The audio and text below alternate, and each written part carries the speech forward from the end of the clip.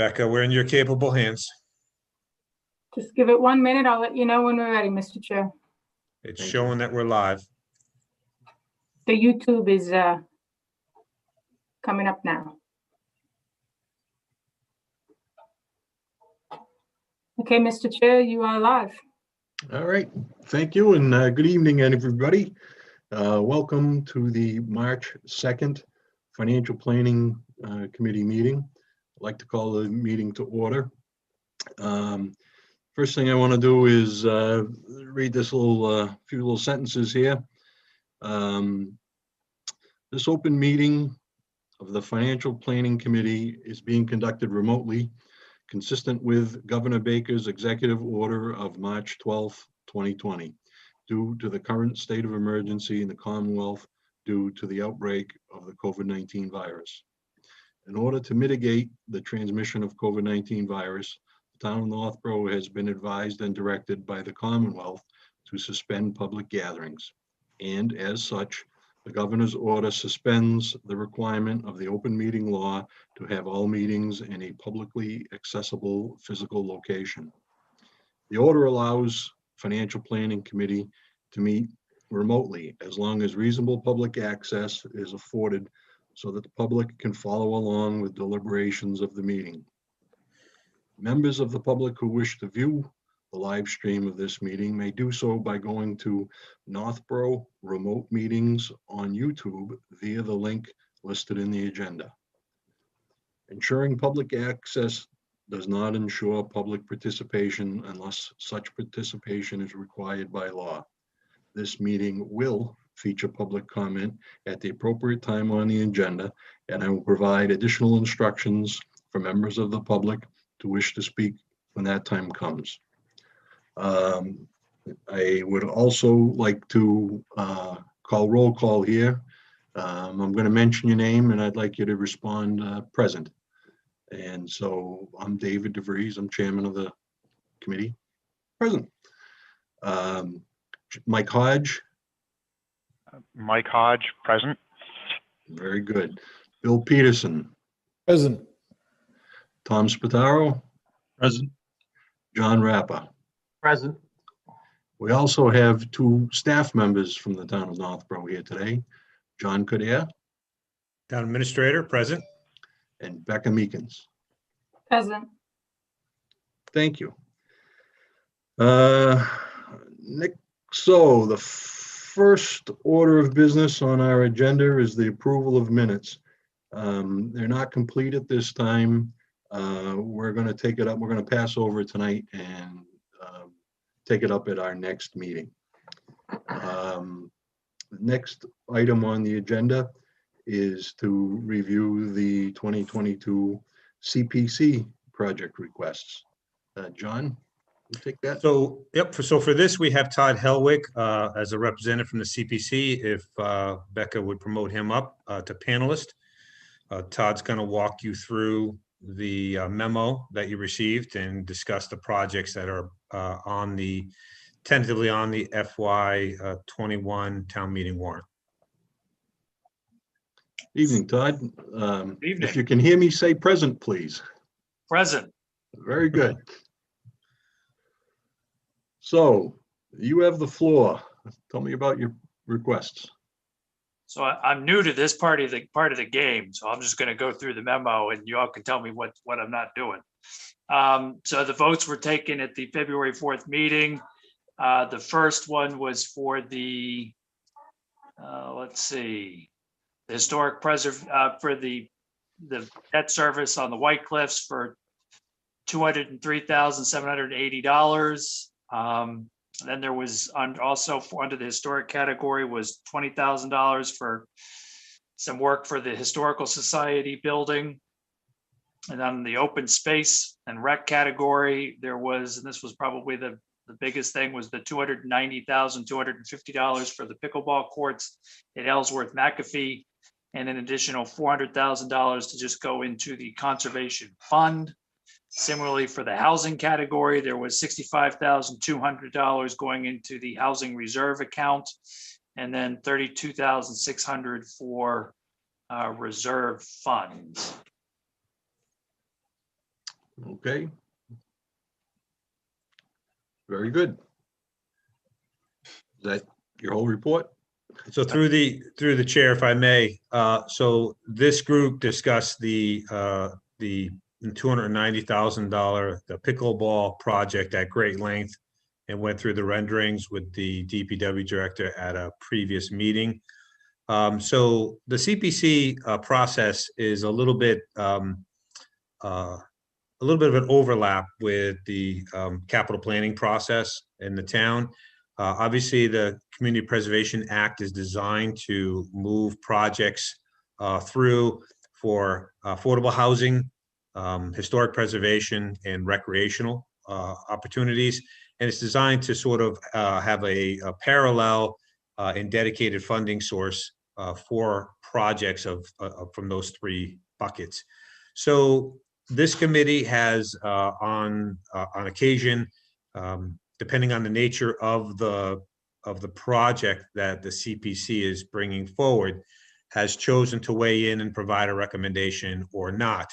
So as you look at the projects that you have before you this evening, the administrative funds, you've never provided a recommendation on that. That just allows the committee to do things like surveys and cover attorneys' fees as they're looking to do things.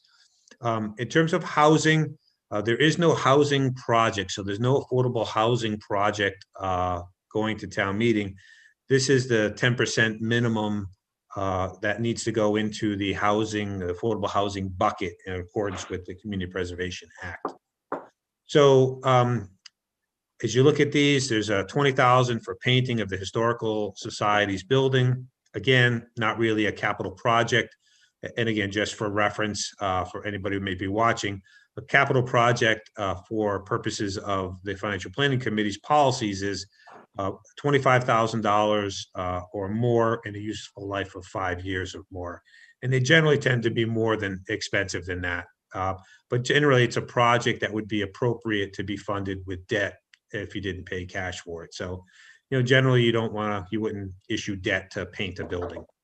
So as you look at these, the two projects that jump out at me that the committee might want to consider, not right now, but at the appropriate time in the agenda, taking a vote of recommendation on would be the debt service for the White Cliffs project. We have to pay that regardless of whether or not you recommend it, but it's important, I think, for town meeting. They'll defer to you as the capital planning committee for your thoughts on this. So I would strongly recommend that you approve or recommend approval of that for town meeting. The other is the pickleball court project, which you heard a lengthy presentation on at your last meeting. Again, that's one of the top recreational requests that we've had. We've got a great location. By the way, I should have mentioned, or Todd would have mentioned, that all these projects that are included in this memo have been approved and recommended by the Community Preservation Committee to go to town meeting. So really what we're talking about here this evening is making sure that you have any questions answered about these projects, and then whether or not you want to weigh in and provide a recommendation. So as I was saying, the debt service for White Cliffs and the pickleball project are two that I'm hoping the committee would render an opinion. The other ones, the affordable housing is just a reserve.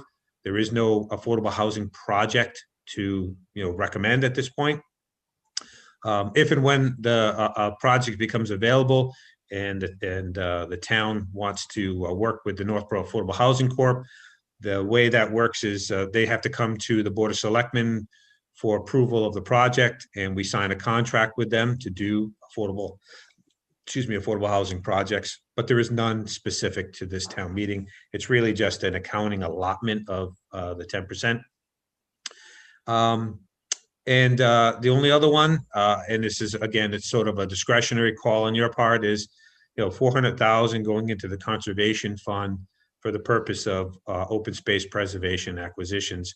So unlike most other appropriations, this goes into this reserve fund, and the Conservation Commission can acquire land based on the balance of what's in this account. They don't need to go back to town meeting or any additional approval. So this allows the Conservation Commission to act in real time should a parcel become available. A 61A parcel, we have a right of first refusal, or somebody is looking to sell their property, they can move quickly on it, and that's the purpose of that.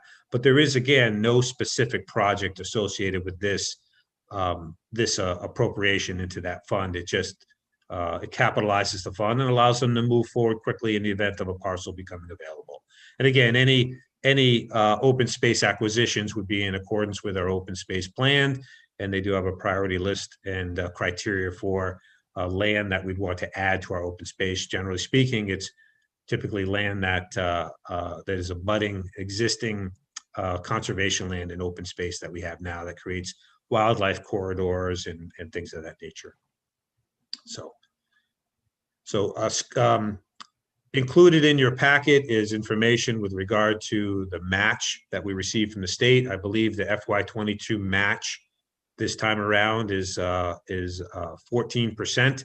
It has been declining the moment Boston joined the CPC or adopted the Community Preservation Act. We saw the pool of money plunge. In the beginning, we used to get 100% match for the town's money. But I believe this time around, and Todd, correct me if I'm wrong, I think there's about 1.3 million before this spending plan that's before you this evening. Yeah, I was actually surprised that we didn't get a lot less money because of the addition of the further communities. There's always a chance, sometimes at the end of the year, if there's budget surplus. We've seen the governor and the legislature do a supplemental budget, and they'll take some of that surplus and they'll distribute it through the Community Preservation Act formula. And so sometimes we see additional money that way.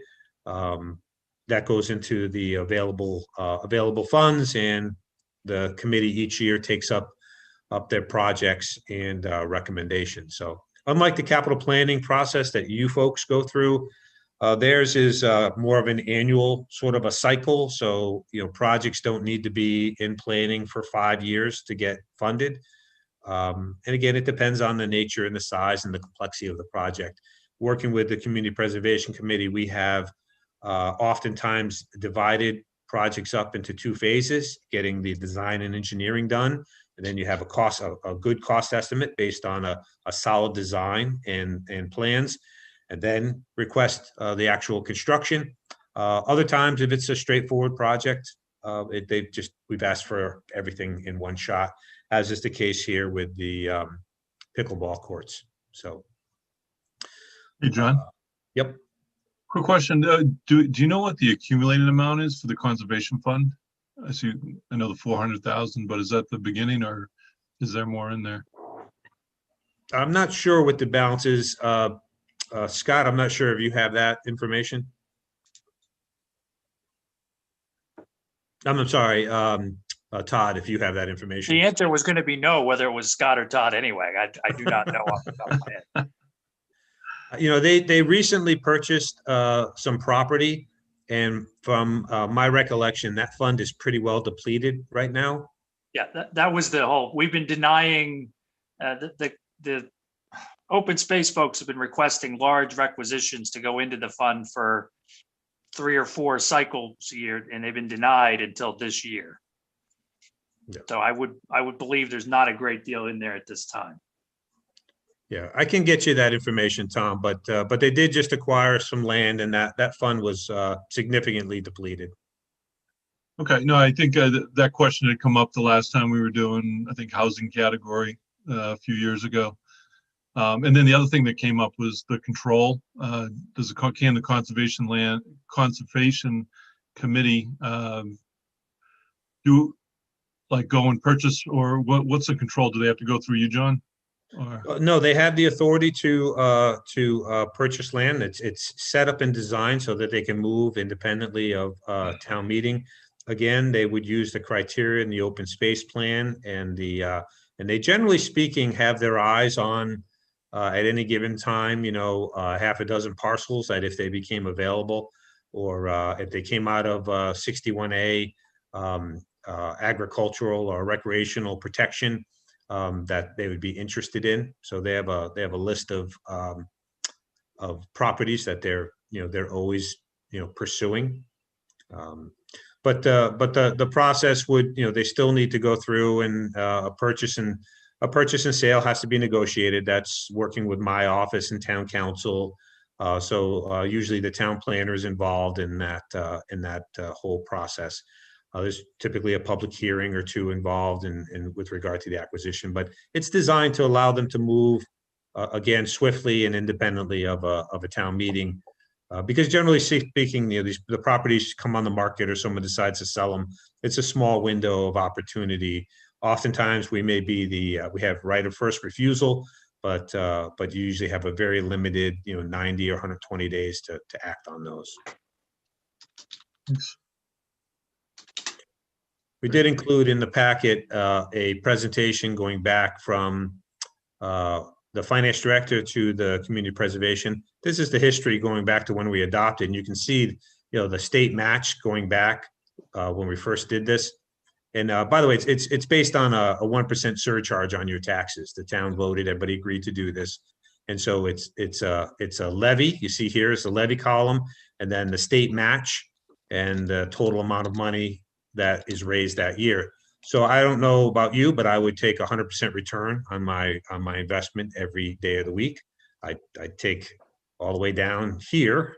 So right now we're at the lowest. What happens is more and more communities come in and adopt the Community Preservation Act. It's the same amount of money, and it gets divvied up over more communities, and so the effective match dwindles. There's been lots of legislation and talk of adding to the fees that fund this, but there's not a big appetite to raise any fees and taxes at the state level right now. But you can see the amount of money that's been raised, and you look down here, the state match over this time has been $2.5 million. So a lot of the projects we've been able to do in town, we've been able to fund through this Community Act. And then you can see these are the reserves based on the different categories, the open space. So the open space account, if I'm reading this correctly, has very little funding in it at all at the moment. John, question. Yeah. The 400,000 being asked for the conservation fund, is it use it or lose it? If we allocate $400,000 for the next fiscal year and there's no available properties, does that come off the sheet or what? How's that work? No, that money, it's like an encumbrance. That money goes into the conservation fund, and that's where it stays until it's spent on something. Got it. Thank you. You're welcome. So every year, if they don't have a project or request, a minimum of, and you can see this here, spending requirement. So every year, your allotment, at least 10% of the funding has to go towards open space, 10% towards historic preservation resources, and 10% towards affordable housing. You can spend more than that on any of these categories depending on the projects that you have before you, and they'll shift depending on year to year. If there's a affordable housing project, a little more money from the unreserved balance will go in towards that project. When we acquired White Cliffs, that was a significant amount of actually we had built up a pretty good balance under the historic preservation category when we acquired White Cliffs, but then they also were able to use some of the unreserved fund balance as well. So it moves around, but you have to have, the minimum 10% in each bucket, and then you can do what you like with the rest based on the priorities of the town. And the 400,000, it's supposed to be built up over time to bank it, because the 400 grand is going to buy us a house lot, right? So what they're going to want to do is come back every year and build on that. Right. And the argument for, again, I've said this 3 times now, but the argument for putting it in the conservation fund is that they can move quickly and act on a piece of property without having to call a special town meeting. Generally speaking, it's hard to maneuver with land purchases if you have to work around a town meeting schedule or call special town meeting, because that's a very elaborate and cumbersome process. So, and again, they have a plan, they have criteria for the type of property that they're looking for. And you know, generally speaking, they'll build up that balance over a couple of years and then they'll acquire a piece of property.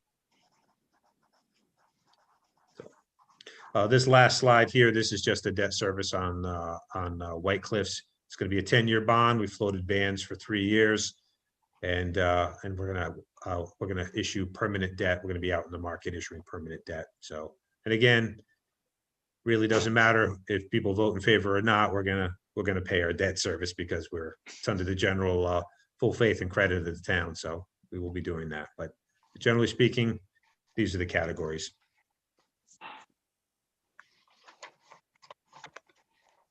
Okay, When does that bond mature? 2028, I believe. 28, thank you. Yeah. What we did is, John, we issued bond anticipation notes for the first 3 years, Right. but we make a full payment as if we're making a permanent principal debt payment. We don't just Right. pay the interest. So effectively, we're making, for the last 3 years, we've made full payments on the Right. principal. So the bond will effectively be, 7 years. Got it, thank you. Yep.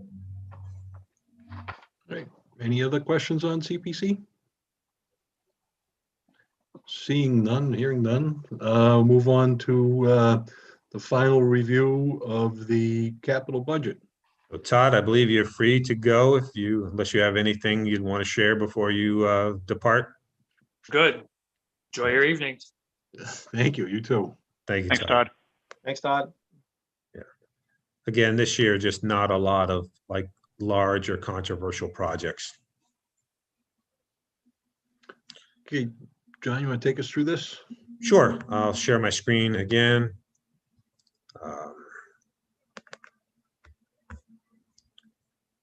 So this is the capital budget for fiscal 2022. You've also received the updated and revised capital improvement plan, which are all the projects going out from fiscal 22 to 27. As you've met with each department, they've walked you through not only the projects that they're looking for funding or seeking funding for at this upcoming town meeting in fiscal 2022, but they've also discussed their projects with you going out for the next 5 years in addition. So, but again, just to refresh your memory, the projects that we have placeholders in the town meeting warrant for, and the ones that you've already reviewed are cruiser replacements, 3 vehicles this year, replacement of car 3, a pickup truck for the fire department, as well as car 1, which is the chief's vehicle. The vehicles that are being replaced will be cycled down through the department, and the oldest vehicle will be traded in as part of these projects.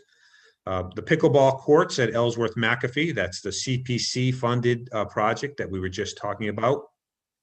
Under DPW Highway, you have the annual road improvements for $319,000. Again, that augments the operating budget and the Chapter 90 transportation funds that we get from the state.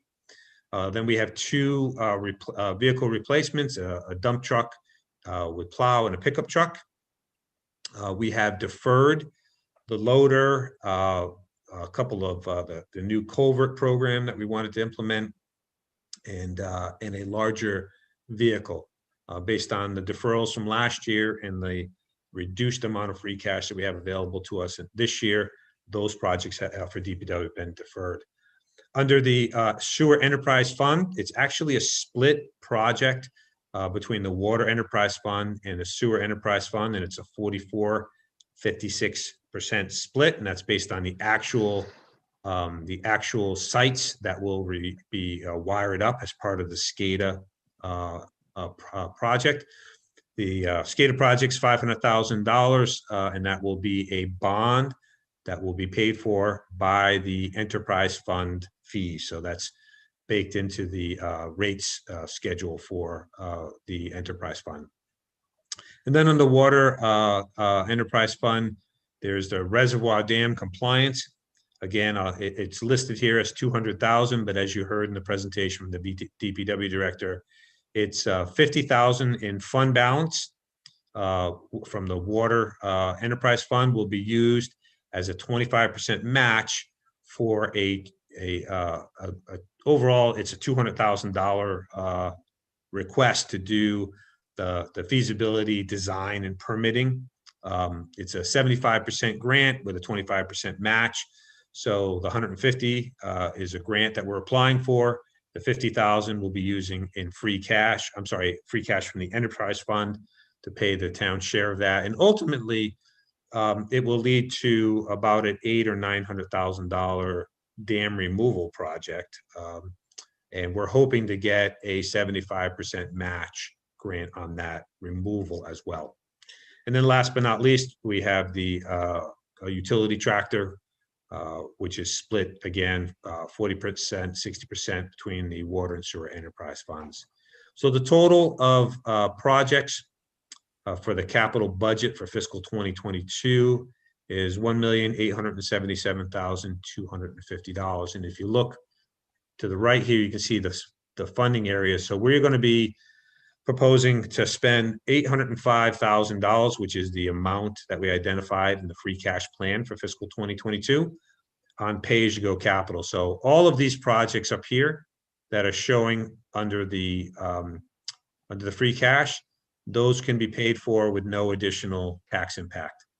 These projects down here under the Water and Sewer Enterprise Fund are paid for out of fees and are part of the rate structure for the Water and Sewer Enterprise Funds. So those are not general fund tax dollars either. So none of the projects that we're proposing this year will increase the general fund taxes.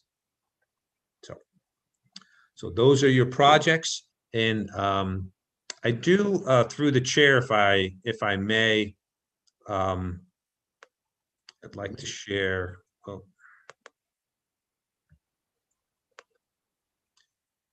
This is the 6-year capital improvement plan, and this should look familiar. You've seen this for each department as they come through. They've talked about all of their projects. So police, fire, the town administration, we've got the town offices building project. We have a feasibility study project that we're looking to get going on. That will come forward in 2023, probably for design money for a town hall project, either a renovation or a relocation. The other one I wanted to draw your attention to is, and we talked about this at a previous meeting, is the Master Plan Implementation Committee is getting up and running. They're going to be prioritizing in the event that they have any projects of a capital nature. We've just put in a couple of placeholders here to be determined. So if they come forward with a priority project, we didn't want to put it all the way out at the end in 2027. So we sort of put it in the middle, and ultimately depend on the nature of the project and how much it is, where it goes. But until this committee receives those priorities, we just have this placeholder. The DPW projects, we went through in great length at your last meeting. Water and sewer projects are showing here. Again, went through all these with the DPW director.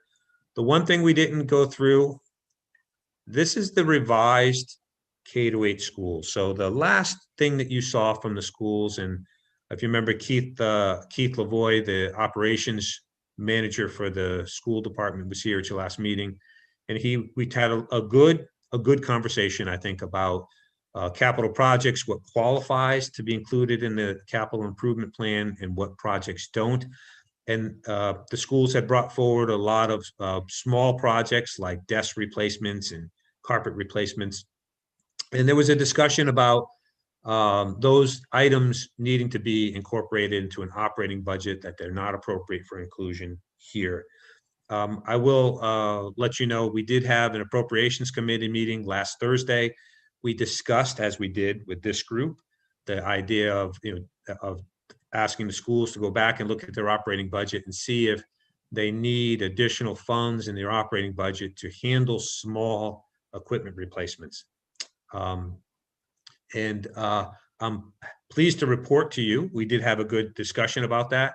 I'm pleased to report to you that based on the amount of federal funds that have become available for things like specifically buying of new furniture because of the social distancing and dealing with COVID, that the school administration contacted me today, let me know that they're confident that they're going to be able to take care of those smaller projects within their operating budget. They won't require an additional increase to their operating budget this year, so they're going to stay with the 2.47% operating budget increase. And so essentially what you have before you here is I've cleaned out all those smaller projects, and you're left with just the larger projects that are appropriate for inclusion in the capital plan. So paving projects at Peaslee, you have at some point, and I say at some point because it's not entirely under our control, the Massachusetts School Building Authority would be our partner for our next large school building project. I believe, we typically get around 50% reimbursement, upwards of, sometimes up to 58% reimbursement for school building projects. But the MSBA, you have to petition, you go into the queue. It generally takes years of submissions before your building project comes up. And as I've said previously, once we got the Lincoln Street building project approved, it was built, went off without a hitch. We returned $1.38 million of unexpended proceeds, but we did receive a $10.4 million grant from the state. Once you get a $10.4 million grant, you generally don't get another one for a couple of years. So we're sort of in a holding pattern on Peaslee. We have a fire station building project, town hall building project of some kind in the queue. And then I believe Peaslee will probably be the next priority. I know it's the next priority for the school department in terms of a large building project, but it is dependent on whether or not MSBA wants to collaborate. That's their word, and give us a very large grant in the order of somewhere between $12 and $15 million for that project. So other than that, if you look out on the horizon, we have parking lot improvements at Peaslee. We have the pitched roof replacement at the Z, that's $600,000. And then you see the tennis court at Milliken Middle School. I believe I'm working with the DPW director and the operations director for the schools. We believe that project can move to the CPC for funding. And so that project may actually move up next year and apply for funding for that one, because that would qualify for under the CPC. So this is sort of the cleaned up school request. Now that we've got all the smaller projects out, I'm sure it's much more to your liking and what we would normally anticipate seeing. I think we just had some, there were new folks over there and a new operations director.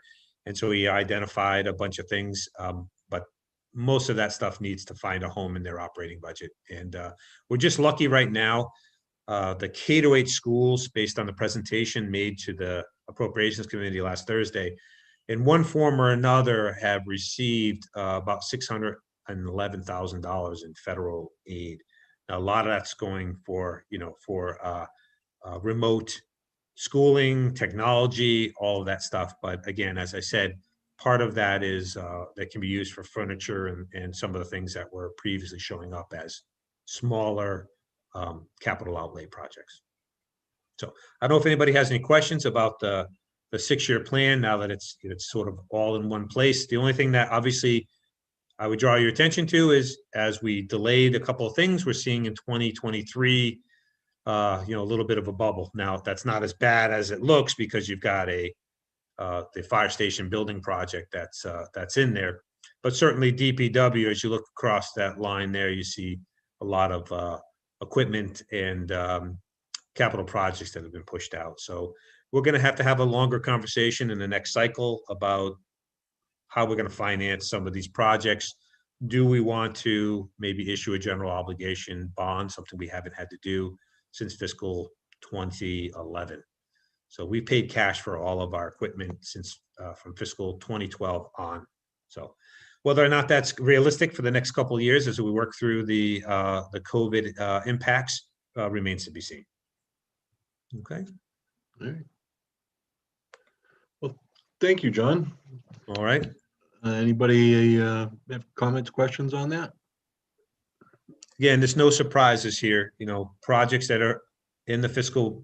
I know there are a lot of people out there that don't understand the process, but the projects that are coming for funding in the fiscal 2022 budget to town meeting have generally been in the capital plan for the last 5 or 6 years and moved up. Now, things can move up or back a little bit. It's a living, breathing plan. But none of the projects that are coming forward are anything that we haven't talked about for years. So. Very good, thank you. Next item of business is public comment regarding the 2022 capital budget. I have a sentence to read here. Those who wish to speak under the public comment will be admitted to the meeting as an attendee and will be asked to provide their full name and address for the record. Public comment will be limited to 3 minutes per person. I see we have some attendees there. Okay, Lisa Maselli. I'd like to recognize her, please. Good evening. This is Lisa Maselli of 13 Maple Street, and I first want to say thank you for having public comments. I don't think we've had these for a few years, and it's nice to be able to get involved a little bit more than just watching. I have just 2 questions. I was noticing when you were going down the plan that there was a $500,000 feasibility study for Peasley. I thought that was already taken care of. What is the feasibility study for? Through the chair, if I may, I'd be happy to answer that. Please. Under the MSBA building project process, they require a feasibility study to be done. Again, a feasibility study means different things to different people, but basically there's a continuum between just a very conceptual design all the way up to schematic design. But if you are working under the MSBA program, if you want their funding, you have to do a very elaborate feasibility study that meets their criteria. And generally speaking, it's at least a $500,000 process. We went through a similar process when we did the Lincoln Street building project. They ask you to look at same thing that we talk about all the time: renovating the existing building, building a new structure, consolidating elementary schools. So you have to rule out all of the options. It requires cost estimates for each of those options. And essentially, the building committee would focus on what is called the preferred plan. And then that preferred plan that comes out of the feasibility study goes back to MSBA, and they decide whether or not they want to provide a grant for construction, in which case it would move to the next process. So that's a required process. It's not optional for us. Okay, and thank you. And the second question I had was, it's the residential tax base that's responsible for 3/4 of the tax revenue. But we cannot seem to get new sidewalks or any projection on those. I don't see anything in recent years, and I don't see anything in this budget moving forward. Why is that? So I'd love to have our DPW director answer that, but he's not here. But do you want to take a stab at it, John? Yeah, I'm happy to speak to that. So as you know, we have a full pavement management plan. That pavement management plan includes an assessment of all of our sidewalks. We have a number of sidewalks that are in need of repair, just like we have a significant number of roadways that are in need of repair. And the approach is got to be fix it first. And so that's what we have been doing. The number one priority, and you heard me talk about this at your last meeting, was on March 8th, which is this upcoming Monday. We're going to have our legislative delegation coming in. So our state reps and senators will be in attendance. Every year we provide them with a letter that has all of our legislative priorities.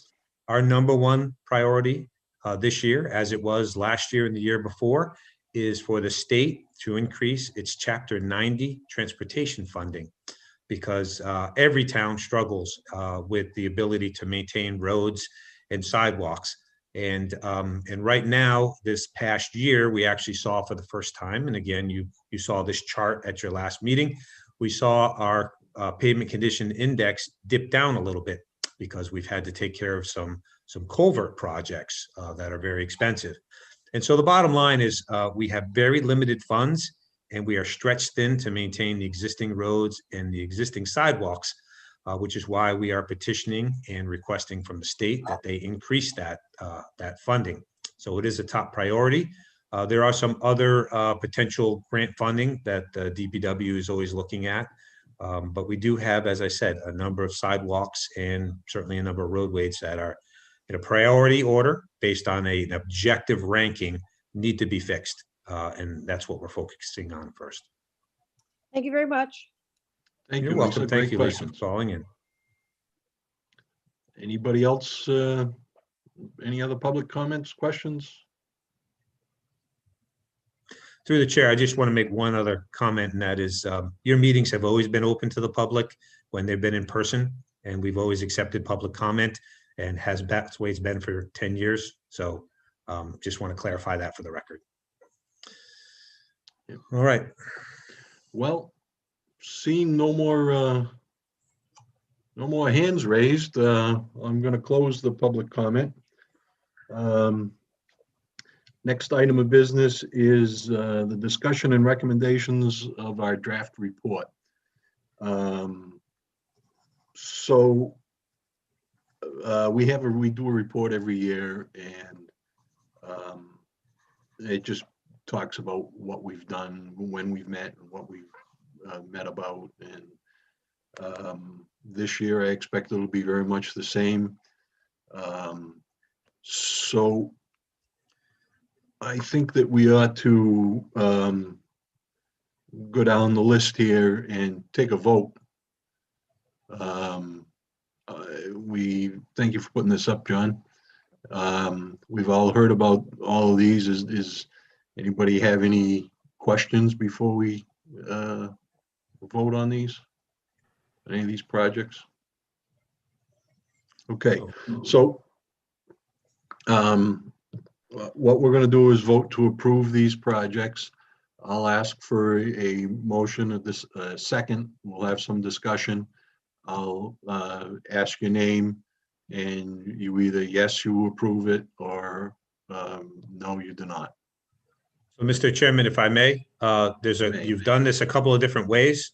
You can take the capital budget as presented here as a single motion, or you can certainly go down and take a vote and make a recommendation or make a motion to recommend or not recommend any one of these projects. And I would also, there's two ways you can do it, but also remind you that when we're done with these, we want to revisit the community preservation projects as well, specifically, well, pickleball is in this here. So that's also a CPC project. And then, so the only other thing in addition to what's shown on this slide here would be the White Cliffs debt service. So anyway, you can do this however, whatever the pleasure of the committee is. So in the interest of time, why don't we combine them all into one approval? If anybody has a reason that we should take a certain item separately, or all of them separately, speak now. Otherwise, I'll look for a motion to approve all of them as presented, all in one shot. Dave, I'm comfortable grouping them all into one, as they've all, they're part of the plan, they're part of the process. There's nothing surprising. I don't see anything controversial. I do like to talk about individual items when we need to, but these have all been addressed. So I'm comfortable moving to approve the capital improvement plan for 2022 as presented. That wording work? Perfect. Do I have a second? Second that. Okay. Is there any discussion on that? Hearing none. Mike Hodge, how do you vote? Aye. John Rappa, how do you vote? Aye. Bill Peterson, how do you vote? Aye. And Tom Spataro, how do you vote? Aye. And I vote aye as well. So Excellent. universe, Just one comment, if I may, Mr. Chairman. I just want to thank the committee for the hard work that you put in every year, putting these plans together, because the comment was made many years ago that the capital improvement plan shouldn't be a wish list. It really needs to be a plan. It's a living, breathing plan, as I said, so things move around, but there has to be a reasonable expectation that when a project comes up, that it gets recommended for funding and actually happens.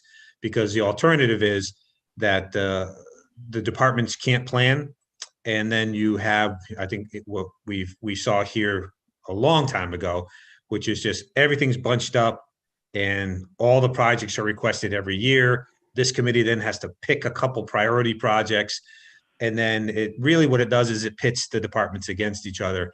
And the beauty of a good plan like the one that we have is that departments are willing to wait for what they need if there's a reasonable expectation that they're going to receive it.